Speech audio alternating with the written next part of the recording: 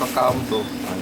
Kalau mati tinggal gini aja. Bapak Ahmad Sukemi SPDI, beliau adalah juga anggota BPD Desa Jayanti yang sudah berkenan tempatnya diduduki sama kita sekalian dalam rangka musyawarah dusun tingkat kejarwan 1.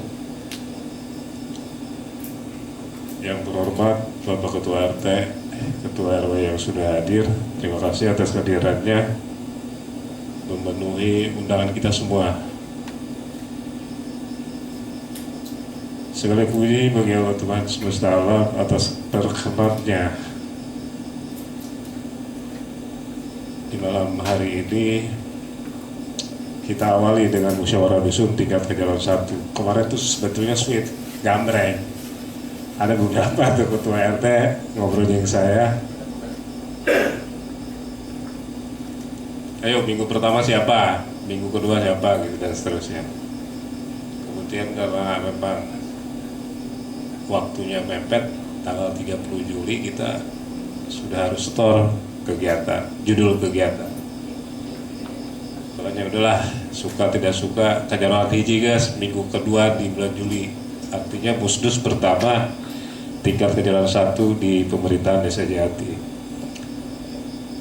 Seperti kita ketahui bersama bahwa pemerintah Desa Jayanti wajib menyusun rancangan rencana kerja pemerintah desa untuk kegiatan tahun anggaran 2024 dan daftar usulan tahun 2025. Jeda waktunya kebal lama. Karena tahun 2025 saja sudah dimusyawarahkan malam ini, gitu kira-kira. Jadi selain daripada Bapak Ibu mengusulkan rencana kegiatan tahun 2024, usulan 2025 guys muncul, mesti dimunculkan tak? Karena apa? Kita belajar melakukan kegiatan perencanaan semaksimal mungkin lah ya.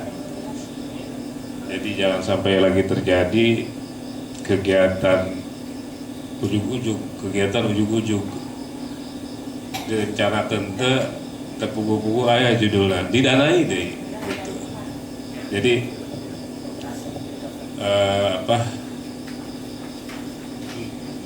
ngalengitkan lah persepsi itu, ngalengitkan budaya-budaya itu. Jadi kita melakukan perencanaan dimulai dari musyawarah dusun.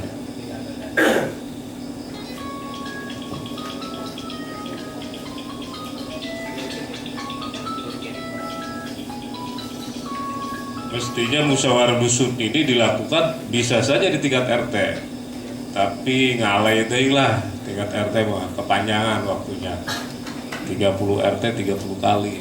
Udahlah simpel aja, kita kumpul di sini, ketua RT RW-nya kumpul kejarwan 1 dan dilanjutkan dengan kejarwan lainnya. Barangkali itu pembuka. Hal-hal lain berkaitan dengan musyawarah dusun kali ini akan disampaikan oleh Pak Sekdes kepada beliau bersama.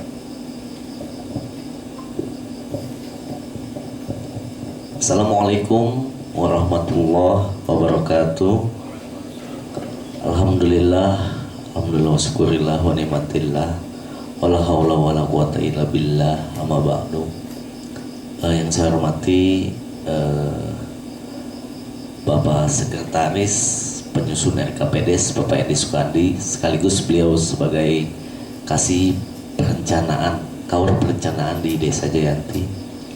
Yang saya hormati para RT RW sekejarwan 1 dan para tokoh atau yang mewakili Bapak Ustadz Qoim dan hadirin sekalian yang hadir pada kesempatan malam hari ini. Terima kasih atas undangan, atas kehadiran berdasarkan undangan kami selaku tim penyusun yang kemarin sudah terbentuk dalam musyawarah desa, dan kebetulan hasil daripada tim penyusun kemarin saya dipercaya untuk menjadi ketua tim penyusun RKPDes. Baik, pertama-tama marilah kita panjatkan puja serta puji syukur kehadirat Allah Subhanahu wa Ta'ala, Tuhan semesta alam. Seraya berdoa mudah-mudahan kita sekalian yang hadir pada kesempatan malam hari ini selalu mendapatkan rahmat dan karunia-Nya sehingga kita dapat melaksanakan aktivitas kita sehari-hari dalam lindungannya. Sholawat beserta salam tidak lupa juga marilah kita amalkan dan kita perbanyak kepada Nabi kita, Nabi Muhammad Sallallahu Alaihi Wasallam, patut kepada keluarganya, para sahabatnya, dan para pengikutnya, dan mudah-mudahan kita sekalian yang hadir pada kesempatan kali ini mendapatkan syafaatnya di yaumil akhir nanti. Bapak Ibu sekalian yang saya hormati, melalui musyawarah dusun ini sebetulnya bukan tahapan awal, tetapi ini bagian daripada proses pembangunan yang akan dilaksanakan oleh desa kita berdasarkan usulan masyarakat melalui Bapak RT, RW, dan stakeholder yang lainnya untuk dapat memberikan informasi seluas-luasnya kepada kami selaku tim penyusun di desa agar tercipta pembangunan yang tepat sasaran dan sesuai dengan kebutuhan masyarakat di lingkungannya masing-masing. Jadi pengalaman yang sudah-sudah dalam hal melakukan pembangunan, terkadang kita masih belum terencana secara baik. Contoh, kemarin ada sempat RT yang protes kepada kami selaku pemerintah desa, tim penyusun, karena dengan adanya pembangunan menyebabkan terjadinya banjir. Artinya kita juga sebagai yang di bawah tidak merencanakan atau melakukan survei awalan. Apabila contoh begini, jalan Paping misalkan, Paping udah ketahuan itu dekat rumah, mau ada peningkatan misalkan dicor kan otomatis posisi lebih tinggi dan mengakibatkan air itu tidak bisa lewat dan akan masuk ke rumah warga. Jangan sampai hal-hal tersebut dalam melakukan perencanaan ini terjadi nantinya. Ngabangun ongkoh tapi dipaido ongkoh, jangan sampai gitunya. Contoh kemarin di RT 2, contoh kita ngerencanain di lokasi yang A misalkan, pas pelaksanaan di lokasi yang B, akhirnya kan panjang awal tidak sesuai dengan pelaksanaan, akhirnya diprotes juga. Ini ngabangun dek tentu tidak masyarakat ya. Jadi jangan sampai hal-hal tersebut dengan adanya musdus ini kita merencanakan sedini mungkin, mempertimbangkan pelaksanaan pembangunan, dan itu pun berdasarkan skala prioritas atau hal-hal yang sangat mendesak. Saya yakin para ketua RT di sini sangat paham dengan kondisi lingkungannya, kondisi masyarakatnya, apa sih yang sangat dibutuhkan oleh masyarakatnya terkait dengan sarana umum. Bukan hanya terkait dengan pembangunan, tetapi terkait pemberdayaan, terkait dengan pembinaan, dan lain sebagainya. Kemarin kita mendapatkan bimbingan teknik dari kecamatan bahwasanya arah kebijakan untuk membangun desa itu berdasarkan SDGs desa dan IDM, Indeks Desa Membangun, yang kemarin sudah kita mendapatkan daftarnya. Ada beberapa hal dalam IDM tersebut yang dideteksi lah oleh pemerintah pusat yang kurang di lingkungan kita. Yang saya tahu kemarin terkait dengan pendidikan paket A, B, C. Banyak sekali masyarakat kita terkait pendidikan nih. Banyak sekali masyarakat kita yang punya potensi tetapi tidak memiliki ijazah. Nah, itu terkait dengan kegiatan pembinaan. Itu ketika dilaksanakan oleh desa, mungkin sangat membantu sekali untuk membuat masyarakat kita terbantu dalam hal mengejar karir misalnya. Kalau misalkan dibutuhkan oleh terutama pabrik contohnya atau instansi pemerintah, ketika memiliki ijazah dapat mendukung masyarakat kita untuk berprestasi, itu meningkatkan ekonomi juga. Nah, itu kemarin yang saya baca di IDM.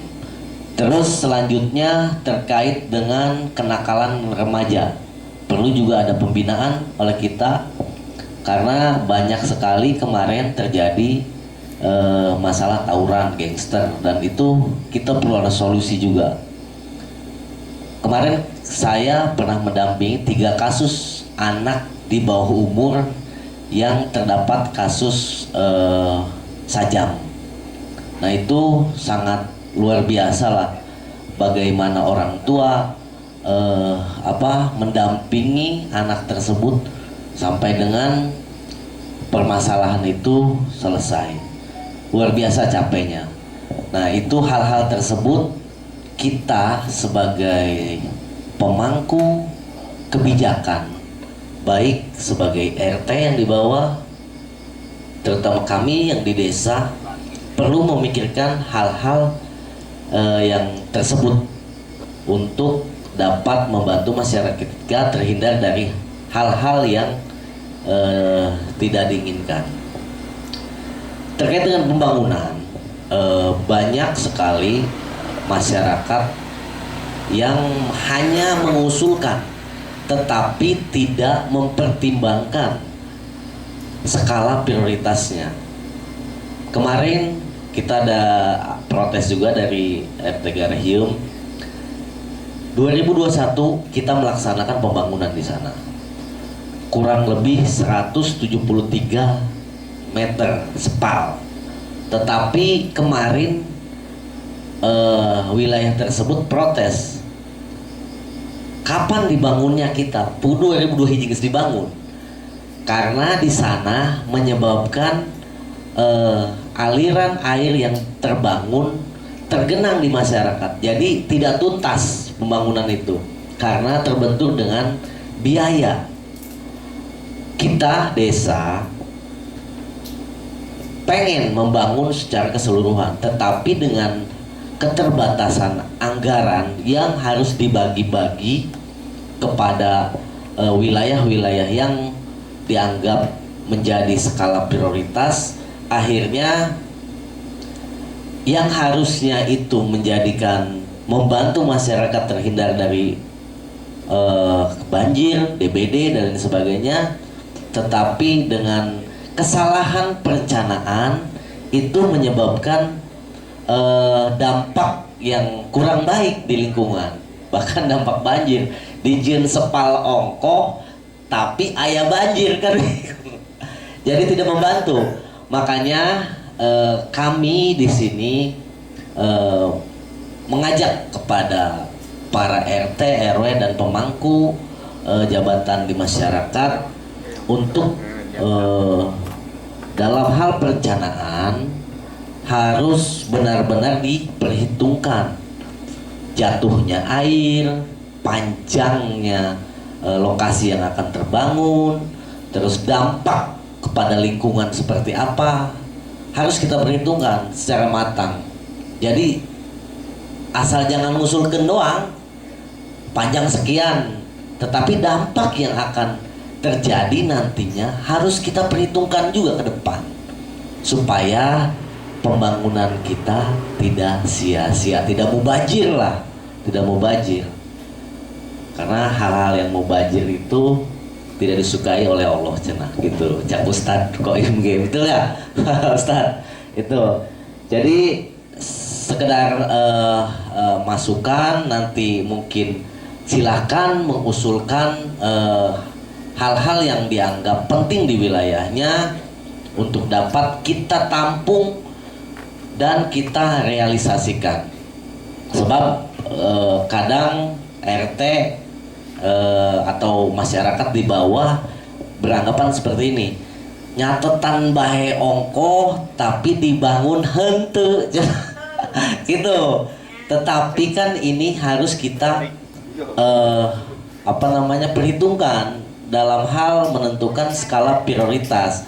Nah, perlu Bapak Ibu ketahui bahwasanya pembangunan di desa itu mengacu kepada RPJM desa. RPJM desa itu sudah tersusun dari awal masa jabatan kepala desa pertama sampai dengan 6 tahun dari masa jabatan tersebut. Nah, kita perhitungkan di situ target sudah berapa persen yang sudah direalisasikan dalam RPJM desa tersebut. Nah, RPJM desa tersebut dibagi-bagi menjadi RKP. Nah, RKP itu yang sekarang kita lalui prosesnya. Nah, arah kebijakan pembangunan selain daripada RPJM Des adalah mengacu kepada visi misi kepala desa dan arah kebijakan kabupaten dan pusat selain daripada tadi SDGs desa dan IDM, Indeks Desa Membangun. Perlu Bapak Ibu ketahui juga, SDGs desa adalah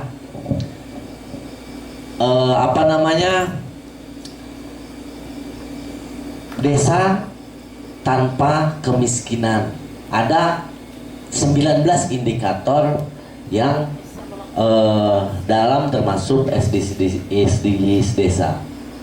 Jadi lamun baheula mah naonnya GBHN, garis besar haluan negara. Nah, ini target pemerintah pusat melalui SDGs desa itu ingin menghilangkan di di masyarakat itu yang berstatus kemiskinan ekstrim. Artinya kemiskinan ekstrim itu untuk makan sehari-hari saja masyarakat tersebut harus mendapat pemberian dari orang lain. Nah, jangan sampai di lingkungan kita ada yang seperti itu. Segera laporkan ke desa untuk diberikan kebijakan nantinya, dilaporkan ke dinas sosial, dicatat di desa, dan itu banyak sekali nanti yang akan diupayakan oleh pemerintah. Selain daripada pemerintah desa yang akan mempolap tersebut, pemerintah kabupaten, kecamatan, provinsi dan pusat juga terkonsentrasi dalam hal menghilangkan kemiskinan ekstrim di masyarakat, terutama di Desa Jayanti, umumnya di Indonesia. Nah, mungkin sedikit itu paparan, nanti kita saling ngobrol saja apa yang menjadikan unek-unek atau usulan kepada kami selaku tim penyusun, supaya dalam menentukan arah pembangunan ke depan kita itu tepat sasaran dan bisa manfaatnya untuk orang banyak gitu. Mungkin itu sedikit paparan dari saya. Selanjutnya kita sambil interaktif, saya pengen malam ini unek-unek yang ada di lingkungan supaya bisa dituangkan dalam forum ini. Nanti ini akan menjadi catatan kita, menjadi salah satu arah kebijakan pembangunan di tahun 2024 nanti. Demikian, kurang lebihnya mohon maaf. Saya akhiri dulu dan akan dilanjutkan nanti pada kita komunikasi interaktif. Bagaimana saya akan tanya satu persatu RT-nya masing-masing dan akan menjadi catatan bagi kami. Selain nanti ditulis, kita komunikasi interaktif ya. Baik, itu saja mungkin sementara. Assalamualaikum warahmatullahi wabarakatuh. Terima kasih Pak Sekdes, prakata yang sudah disampaikan. Saya menyambung saja langsung kita ke daftar usulan kegiatan. Di daftar usulan kegiatan ini kita bagi 4 bidang, dibagi 4. Pertama, bidang penyelenggaraan pemerintah desa. Anu terus nabi catat deh, soalnya ya darurat saya ge. Tadi rendik printer apa ayah bayar teh aku nonton Pak. Daftar hadir ke darurat. Oh ya Pak, bagi yang belum ini.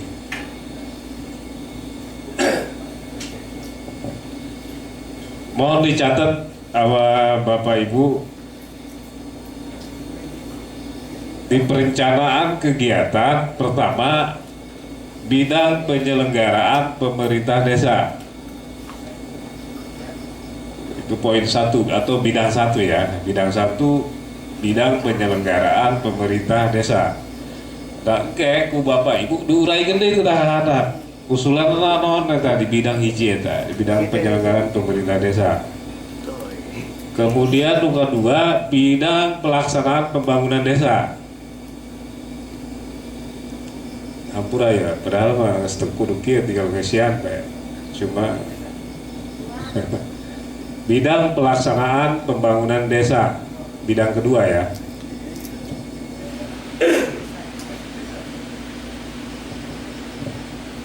Pembangunan desa itu ada fisik, sepal, Ya. Bidang katilu, bidang pembinaan kemasyarakatan.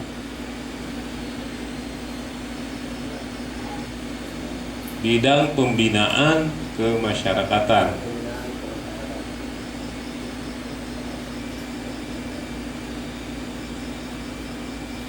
Terus, luka opat, bidang pemberdayaan masyarakat. Bidang pemberdayaan masyarakat.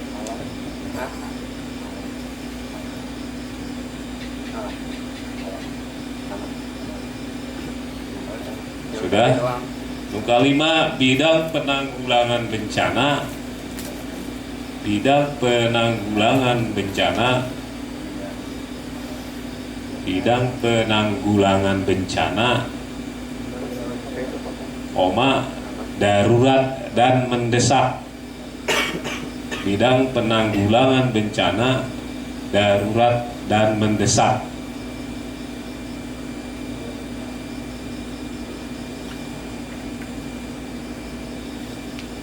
Dea.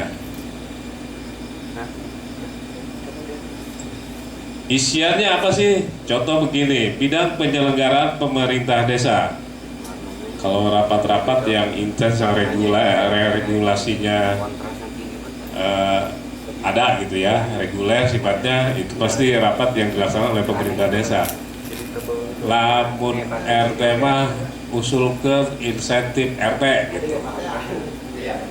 Nah, itu isian dari bidang penyelenggaraan pemerintah desa atau biaya operasional RT RW. Atau usulan RT Asep non, dapat paling kayak insentif lah. Kalau Pak Guru KMI kan mewakili, beliau ya bisa aja BOP, BPD gitu kan, tukin tunjangan kinerja.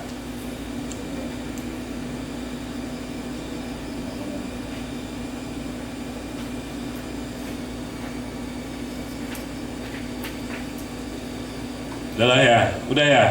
Kemudian bidang kedua, isiannya bisa aja infrastruktur, bisa aja sifatnya pembangunan spirit, mental dan spiritual. Pak RW, selamat datang. Waalaikumsalam. Bisa fisik infrastruktur atau non fisik bisa. Contoh pembangunan mental spiritual gitu, Mama, anak muda. Sehat tak? Sini deh. Lanjut. Iya.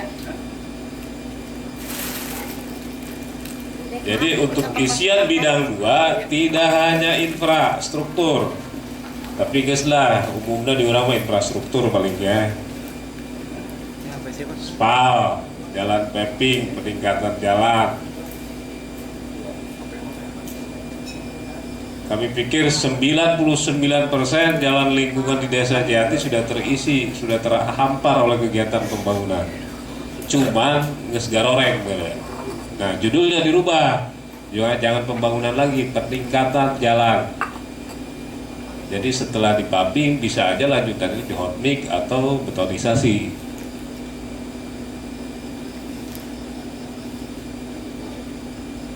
Kayak ke Pak RT Cecep tuh jalan lingkungan masuk awal di RW Entus itu luar biasa tuh. Itu udah urgent banget tuh Pak Cecep, usulin. Saya lewat tadinya kemarin nyari kita jubur blek. RT 3 juga iya ada. Ini supaya nanti ada peningkatan, sudah waktunya. Tapi kalau pembangunan awal, saya pikir tinggal sedikit lah. Bisa dikatakan sudah tidak ada. Kalau untuk jalan lingkungan.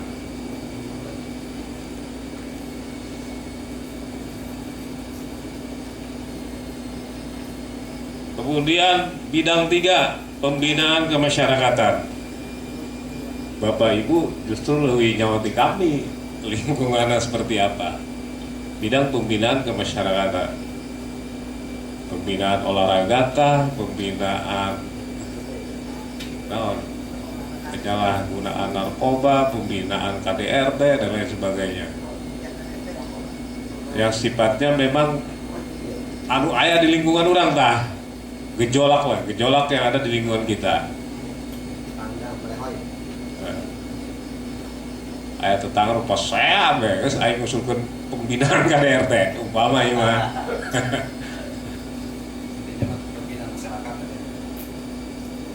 Jadi bidangna eta judulna nyeun Bapak RT nyeun. Oke, kami di bahasana di hak berhalus deui. Terusnya. Nah, ini bidang pemberdayaan masyarakat yang keempat nih. Bidang pemberdayaan masyarakat. Saya respect banget nih ke bidang 4 nih. Karena saya melihat kemarin potensi Desa Jati luar biasa lah. Aya ternak lele bae, aya dunia ternak nyen tumpi, makanan-makanan lokal yang sudah tidak ada di pasaran kita. Ternyata masih aya dunia. Seueur. Nah, ya, tiga. Kemudian di RT Gedek di ayat sama Supra. Saya rek lebaran belajar ranginang we kan mana eta. Resep. Ngeunah di ranginang. Di Muhara ayat Ibu Benah, masa benah. Lengkap di mana tumpi, uli segala naon lah ya. Nah, maksudnya yang begitu-begitu tuh bahasa kiwari mah UMKM cenah. Usaha menengah kecil dan mikro. Jadi yang Pak ini pembabarannya apa nih? Pak RT ada usaha apa di lingkungannya? Contohnya peningkatan usaha sepatu, peningkatan usaha ternak kambing. Nah, nanti desa akan fasilitasi tuh, entah kandangnya, entah beli rumputnya gitu kalau menternak kayak. Ya kalau sepatu kan banyak alatnya, ada alat press, ada ada kulitnya macam-macam. Aturang inang bisa melik beas ke tanah gitu kan. Berdasar keterangan Pak Sekres tadi, 2024 pemberdayaan yang rasanya mendominasi gitu untuk kegiatan ketahanan pangan, ketapang singkatannya. Jadi lebih kepada ketahanan pangan, artinya bidang 4 bagiannya, bidang pemberdayaan masyarakat.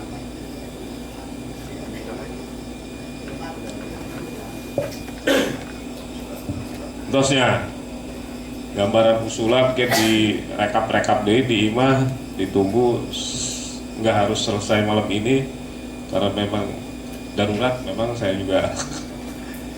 Kemudian bidang 5, bidang penanggulangan bencana darurat dan mendesak desa. Ulah lebih jauh. Buku angin imah ribar lah mari hatinya. Jadi bukan cuma banjir, penanggulangan bencana, angin puting beliung, umpama apa sih kalau tanaman hama yang penyakit apa tuh Des? Mereng gitu kan, yang tiba-tiba tanaman orang parah kabeh.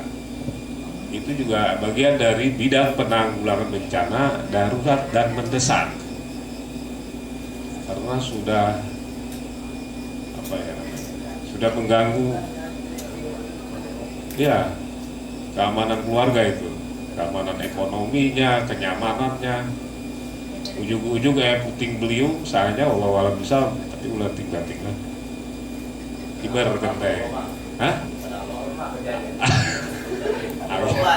Angin kadawan kering kubu uti itu.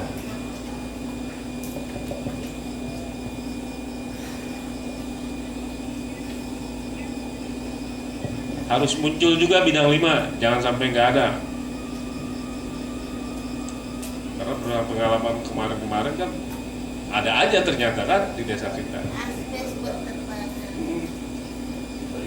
Kontrakan di Bulurah genteng ngaliber jadi. Iya. Makanya judul itu harus muncul. Mau dibongkar apa gimana?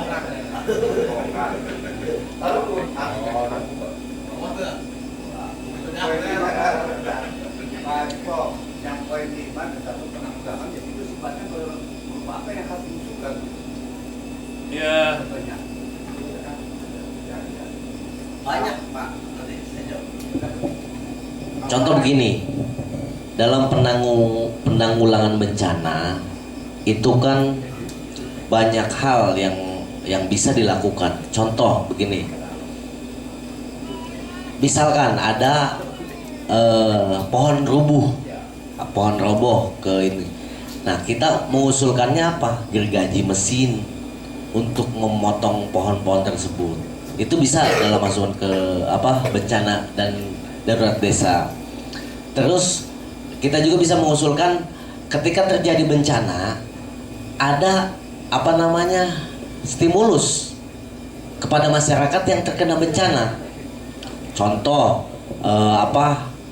kita support masalah sandang pangannya, seperti obat-obatan, itu bisa kita dimasukkan dalam hal keadaan darurat dan mendesak desa. Nah, cuman itu sifatnya sementara tidak permanen ya Bang ya, bisa digunakan dan bisa disilpakan. Jadi kalau setiap tahun kita mencadangkan anggaran untuk kegiatan darurat dan mendesak desa. BLT salah satu, pandemi itu adalah salah satu bidang penanggulangan bencana darurat dan mendesak. Selanjutnya kemarin pandemi kan. Nah, kemarin banjir yang sering terjadi bukan di wilayah kita sih, cuman di wilayah kita juga ada 6 yang protes terkait dengan adanya genangan air. Contoh tuh, kita bisa support masalah dana stimulusnya, seperti kita berikan makanan siap saji, terus aquanya, Terus kalau ada yang rusak, misalkan bukunya, apanya apa, segala macem lah. Mungkin ada beberapa yang setiap tahun beberapa wilayah yang terkena banjir. RT 3, RT 1, RT 6, RT 4 yang saya deteksi itu. RT benda 14, 22 dan 18. Itu yang setiap tahun. RT 5 ada satu lagi yang setiap tahun ada potensi bencana di dalamnya. Ya mungkin itu gambaran untuk bidang darurat dan mendesak desa. Dan masukan sekali lagi, kita harus bisa tahu sebagai RT, RW dan lain sebagainya, sebagai pemangku pemerintahan, di mana ada kewenangan desa dan ada pembangunan nih, terutama pembangunan. Ada kewenangan desa, ada kewenangan kabupaten atau kecamatan, ada kewenangan provinsi, dan ada kewenangan pusat. Contoh kewenangan pusat, jalan nasional. Nah itu kita desa tidak bisa membangun, tetapi hanya bisa mengusulkan. Contoh kemarin gorong-gorong yang sudah beberapa ratus meter, kurang lebih 500 meter dibangun. Itu berdasarkan usulan dari masyarakat juga, karena sering terjadinya banjir. Dan contoh lagi, jalan kabupaten. Jalan kabupaten itu masuknya Pabuaran, itu jalan provinsi masuknya. Ya, jalan provinsi, kewenangan provinsi. Nih, Pabuaran itu jalan kabupaten yang masuk ke Pabuaran sini. Nah, kalau desa itu hanya kewenangan bisa membangun itu di lingkungan saja. Di lingkungan jalan-jalan setapak kayak gini nih ya, jalan-jalan yang masuk ke ganggang itu desa. Terus nggak apa-apa mau kewenangan desa, kewenangan kabupaten, dan maupun kewenangan pusat, usulkan saja. Nanti kita yang akan membagi-bagi kemana harus lari usulan ini. Kalau tidak bisa dibangun di desa, kita bisa di SKPD lain atau kecamatan maupun kabupaten. Itu mungkin ya penjelasannya. Diusulkan saja daftarnya. Nanti kita akan bagi-bagi berdasarkan kewenangannya.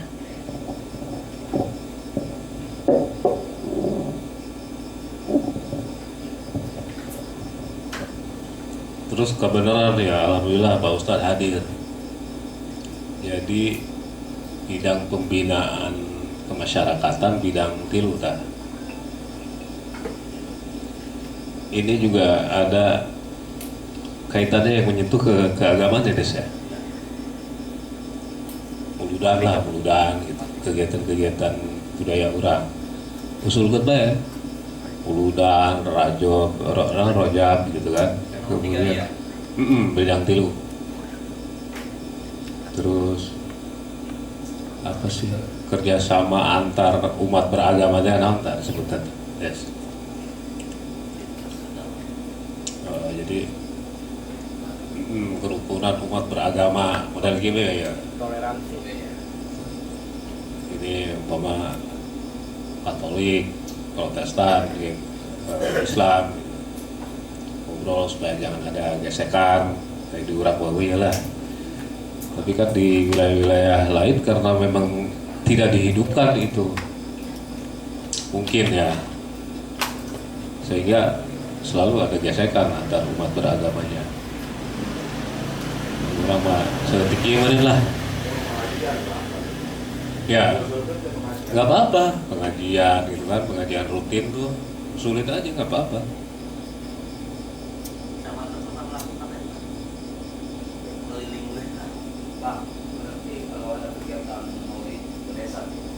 Iya bisa diusulkan.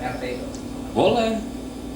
Nanti kita bikin kegiatan skala desa sentralnya di RT 4 contohnya, atau di RT berapa gitu kan.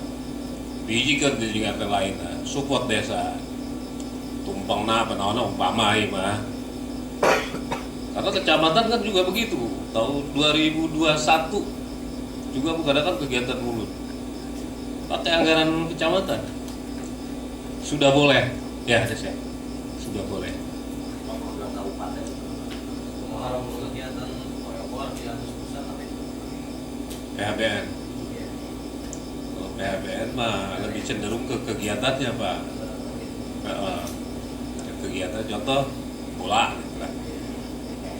berskala desa. Bola. Skala desa, contoh kita sekarang sedang melaksanakan akan dilaksanakan di RT 5 kompetisi bola RT gitu. Itu skala desa sifatnya, berskala desa. Kalau lingkungan mungkin hanya support untuk itu aja, saprasnya, sarana dan prasarana untuk bolanya, itu bisa. Kalau untuk kegiatannya, minat itu berskala desa ya, sifatnya, bukan berskala lingkungan. Kalau lingkungan, jadi amun di wilayah Pak, asal mau bagikan. Iya, tapi artinya kalau di setiap wilayah RT muncul judul kegiatan mulut gitu ya. Iya. Jadi dia skala desa nantinya. lumayan banyak itu ya. Di mulut ya, respon lah gitu kan. Ada usulan. Terus satu Muharram, ya. Muharram ya. Kegiatannya, nah kita pos-poskan ada beberapa kegiatan terkait dengan pembinaan keagamaan. Wah.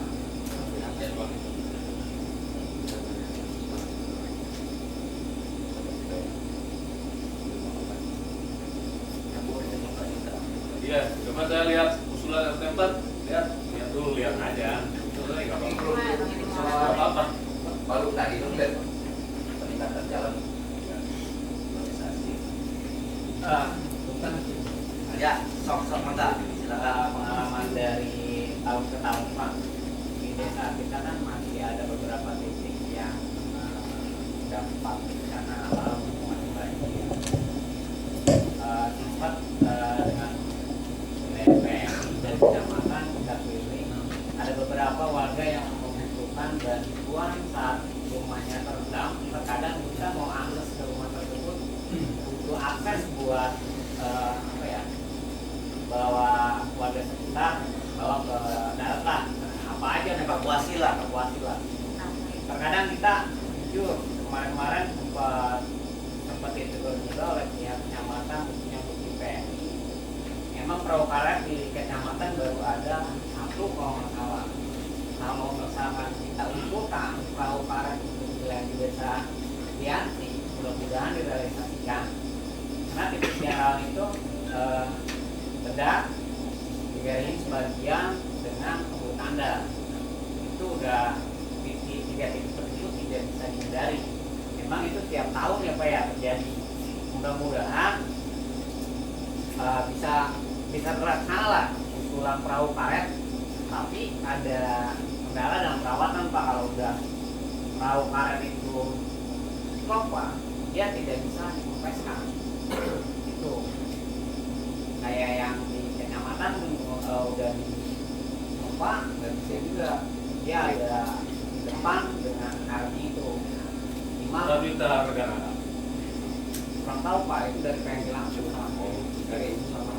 Kalau desa mah ada lain elan gitu. Gini, terkait tadi ya, bagus usulan.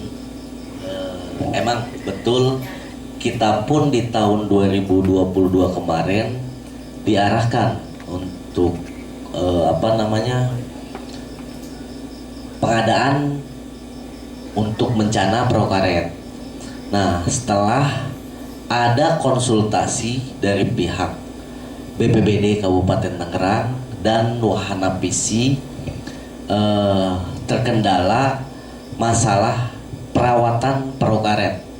Selain daripada harganya yang lumayan mahal, itu kurang lebih kemarin 70 juta pengadaannya.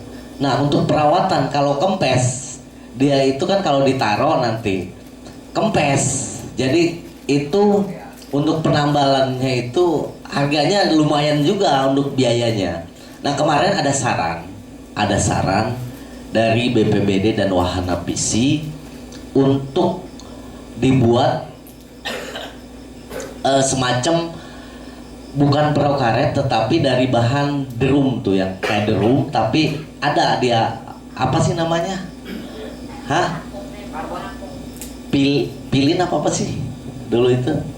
Nah itu lebih awet dan lebih tahan lama, ditaruh bertahun-tahun pun tidak akan terkendala kempes. Itu bagus sekali. Nanti mungkin kita akan coba pertimbangkan Pak RW terkait dengan tapi dalam hal kemarin analisis potensi bencana untuk perahu karet di kita kan banjirnya belum skala luas, hanya yang di RT 14 yang di situ ada 3 rumah yang terendam, yang mungkin kalau untuk kemarin itu Cikande itu sangat dibutuhkan Cikande karena ada kurang lebih 47 kakak yang terendam banjir. Nah itu evakuasinya sangat menyulitkan sekali ketika perahu karet itu tidak ada alat untuk membantu evakuasi masyarakat yang terjebak banjir.